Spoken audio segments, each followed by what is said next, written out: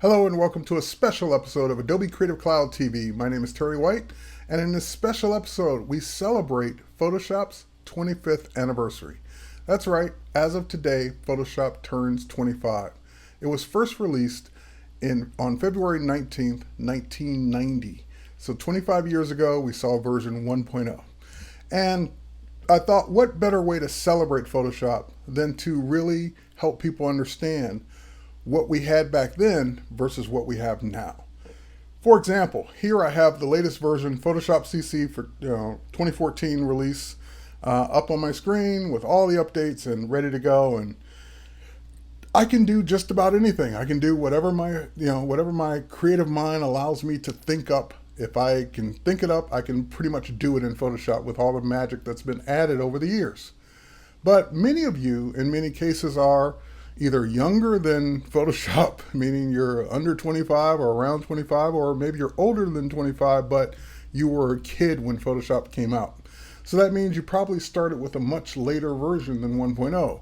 Maybe it was version 5, 5.5, 6, 7, or even the CS versions. So with that said, I thought, let's not do a tutorial on Photoshop CC. Let's do a Photoshop tutorial with Photoshop 1.0. So here's what we're going to do. We're just going to go up. We're going to quit Photoshop.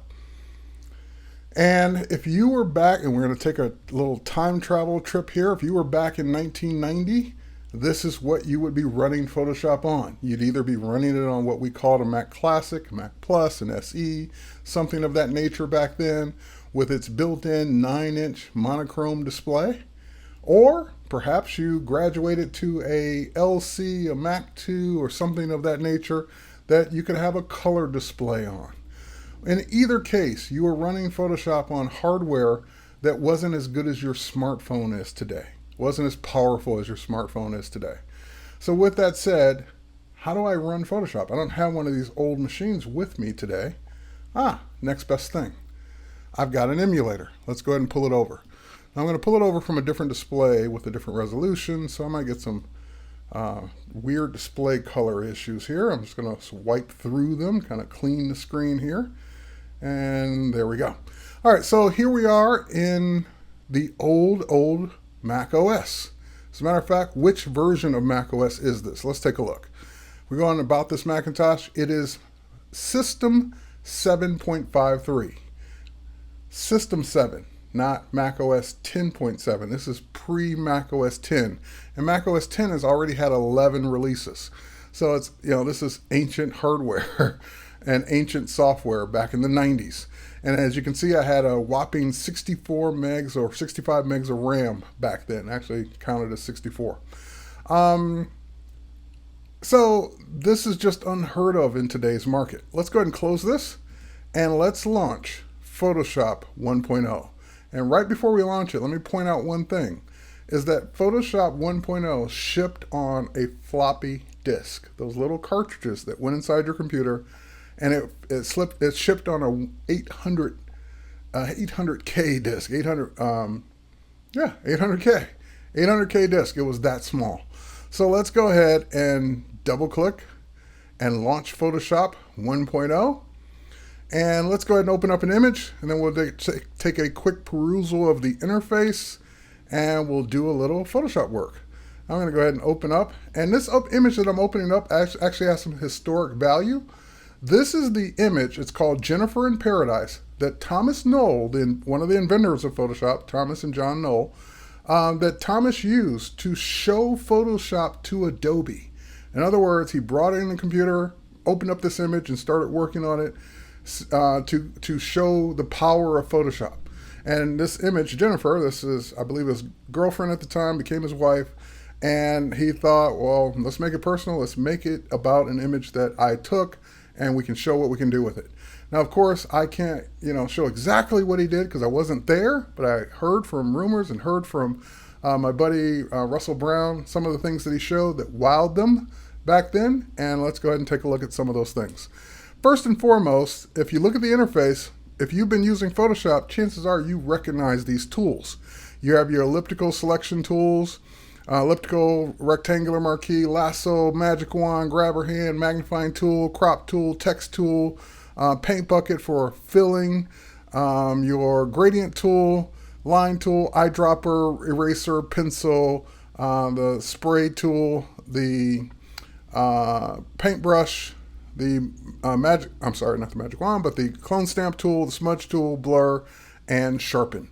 Your foreground and background colors were not offset like they are now. They're just one square on top of another.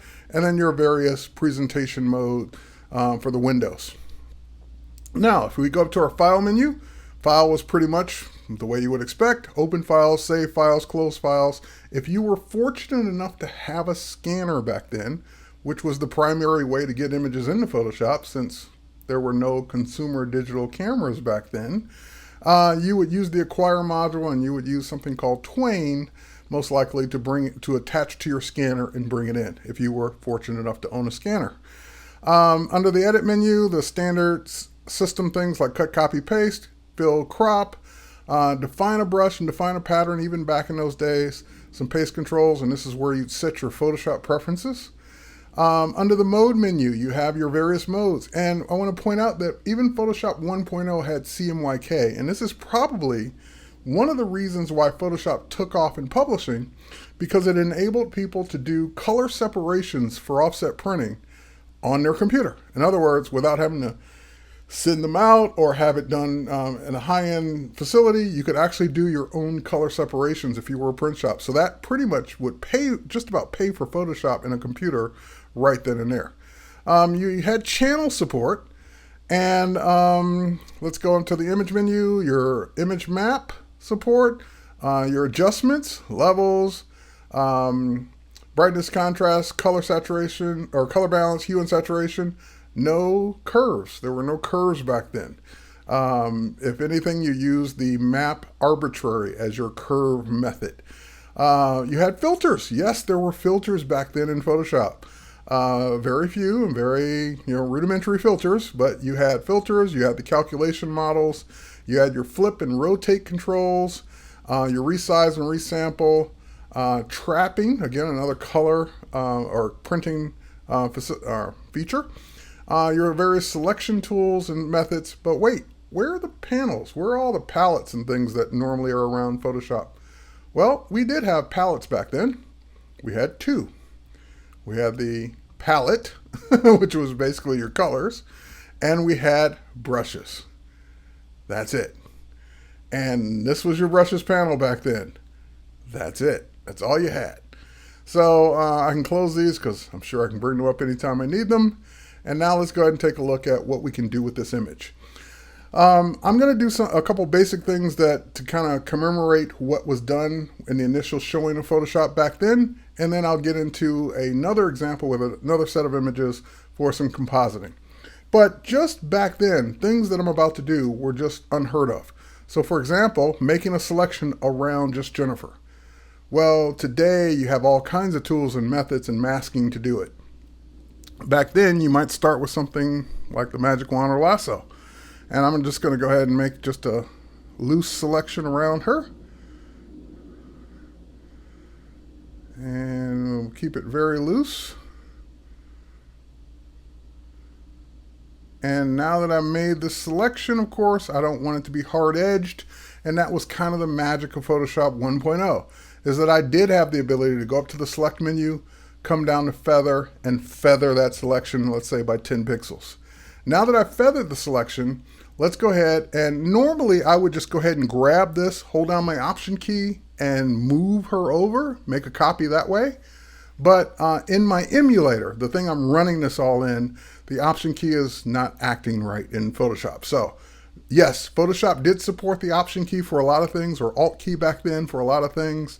It's just I can't do it today. So instead, what I'm going to do is go ahead and go up to my edit menu, copy, and of course I could do this from the keyboard, paste, and that will put a copy of Jennifer. And notice I didn't have to switch to a selection tool. There was no selection tool back then. It's just you turn into a selection tool whenever you were in the middle of the selection. And we'll go ahead and move her over. Oh, wait, where is she? There's no preview back then. You were moving over an outline until you let go, and that's when you'd see her. Now, of course, at this point, people in the room were freaking out. The fact that you could even select something and copy pixels and move them over like that. But let's take it up a notch. Let's go into our image menu. Let's flip this image horizontally, and let's get it just about where we want it to be. We'll move it down a little bit, because once you deselect, like I accidentally just did just then, you're done. Meaning, yeah, you could go up to edit and undo the deselect, and you could move her around again. But once you lock in, once you commit and do something else, there is no more undo. Meaning you have one level of undo. It will always undo the last thing you did, and that's it. No history panel, nothing like that. So once I deselect and I do anything else, those pixels are now permanent. So what people spent a lot of their time doing back then is making sure they saved on a regular basis, so that if they did make two mistakes in a row or two things in a row and they kind of wanted to go back, they could always revert back to the last save. So now I'm going to go in and just making any kind of other adjustment. So for example, if I go in and just simply use the magic wand and kind of select this mountain range over here, now I can undo that, but it only undid the last little selection I made. So that's it, my one undo. She's there permanently now. There's no getting her back. There's no taking her and moving her over, because there were no layers back then. Layers didn't come out until 3.0. So no layers in 1.0, no layers in 2.0, no layers in 2.5. We didn't get layers until 3. And of course, layers were, oh my God. So let's go in and let's make an adjustment while we've got this selected. I want to do a levels adjustment, and if I remember my keyboard shortcuts, Command L, yep, that brings up levels just like it does today. And I want to be able to see what I'm doing. Let's move this over, and let's go ahead and just make a select. Well, I'm lightening this up, but I don't see anything. That's right. What we take for granted in preview and most of our operations in Photoshop, if you were lucky, you had a preview button. You could click preview and see what you just did. Make another adjustment, click preview and see what you just did. If you were lucky, if there was no preview button, you'd have to click OK and use up one of your undo, because that's it. You can only undo it and then redo it and start over again.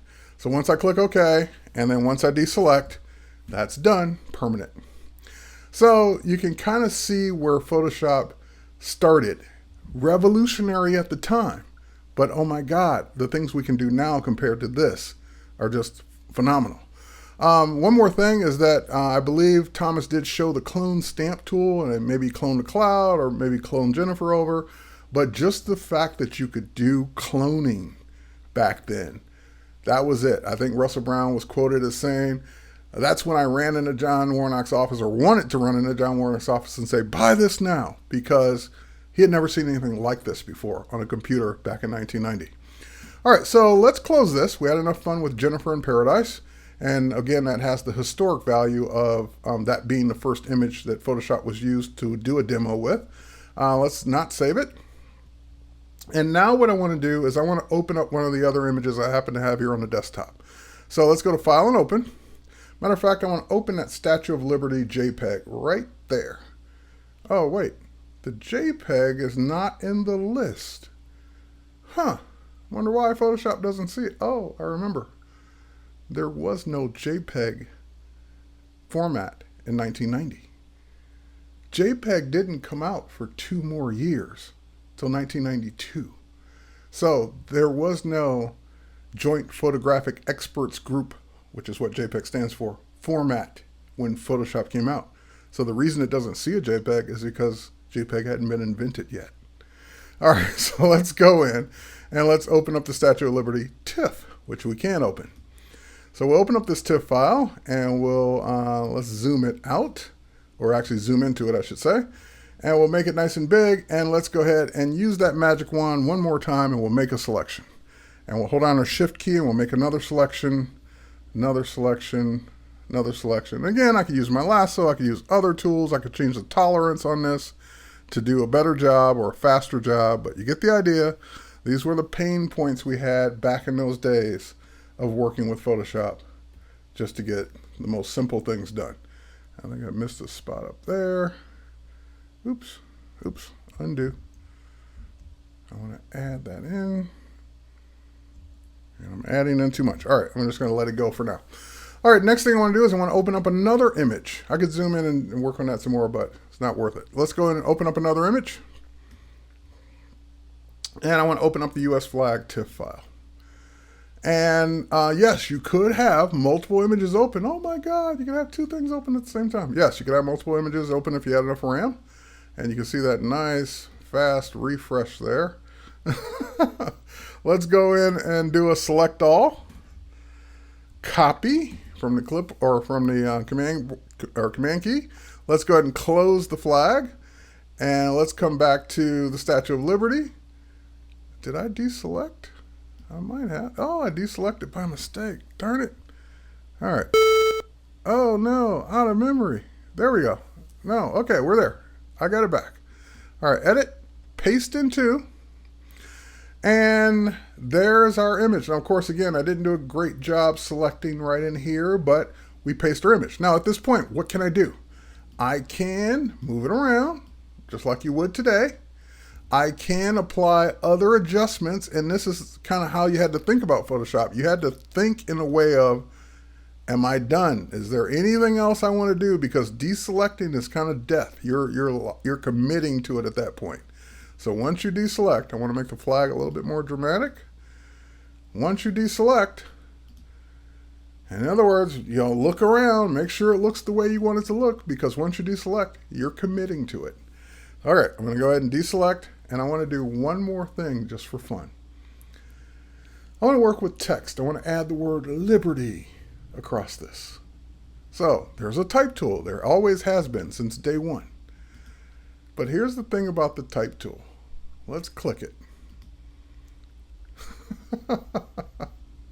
Let's type in our text. You didn't type on the canvas. You actually typed into a box. Liberty. And you picked your fonts. And of course now, my limited font list is because I didn't install any extra fonts in my emulator. But you would have whatever fonts you installed. You could have multiple fonts back then. But you were guessing at this point. You're guessing on the size. I don't know. I can't see it. Maybe 60 point is big enough. You're guessing on leading, spacing, bold. You have no idea what this is going to look like until you click OK. It gets better. Once you click OK, you have a text selection. So you have a fill of pixels. At this point, you could pick maybe a different color. I don't know. Let's grab the eyedropper. Let's grab the red. And maybe let's fill that with that color. I think that might work. And you could move it around. If I go back to my selection tool maybe. Yeah, I can pick it up. I can move it around. But again, once I put it where I want or where I think I want it, and I deselect, it's pixels burned into that image now. No layers, no editable text, no vector text. Your text was the same resolution as your image. Low resolution image, low resolution bitmap text. And if you had a typo, oh well, start over. Because you lost your undo, you deselected. So that was how much better you had to be at Photoshop back then, because there wasn't much room for mistakes, or you'd be doing a lot of things over and over again. Now at this point, I could save this. And you would think, well, you're going to save it as a Photoshop file to keep all your layers? Well, there are no layers. So save it as whatever you want. And again, JPEG's not a choice because there was no JPEG back then. I can save it as a Photoshop file, an EPS file. PIC file was very popular back in the Mac days back then. Not camera raw. This is raw data, raw form, totally different raw format. It has nothing to do with camera raw. Target file, and because camera raw wasn't invented yet, because there were no cameras back then that shot raw. So camera raw didn't come out until Photoshop 7. And TIFF, of course. And Thunderscan, I had one of those. That was the little scanner you put on your image writer that gave you a really crappy scan, but you were the coolest person in the world. It took you an hour, but you had a scan of your photo. Wow. We've come a long way since these days of Photoshop. I'm going to just change the name of this, and we'll call it Flag. And we'll save it to the desktop. Click OK. And we can close it. And that's Photoshop 1.0. That's what we contended with back in those days, guys. So thanks again for watching. Thanks for being a Photoshop user, a Photoshop customer. Thanks for following me. Thanks for watching my videos. Today's a great day in the history of Photoshop. It's 25th anniversary. I can only imagine what Photoshop will be in 5, 10, 15, 20, 25 more years from now. It's amazing today, and it's only going to keep getting better. Thanks for watching. We'll catch you on the next one. Happy Photoshop.